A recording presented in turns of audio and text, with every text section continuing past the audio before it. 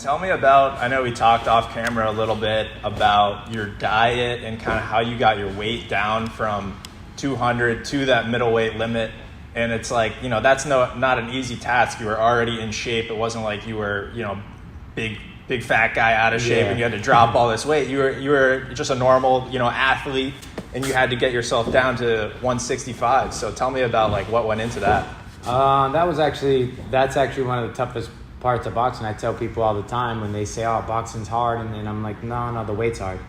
Keeping the weight is the hardest thing because of the nutrition and the discipline of making sure you're eating this and not eating that and all that kind of stuff." So I knew somebody that knew a nutritionist.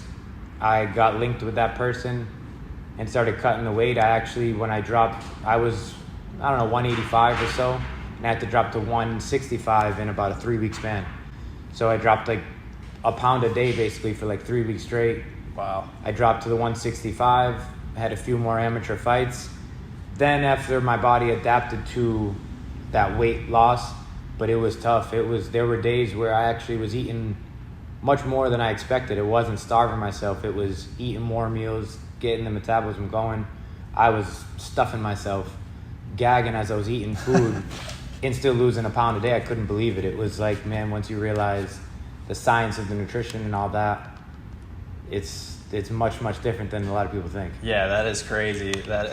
Eating that much food and still losing weight, I'm sure a lot of people want to try to mimic that. Yeah, right.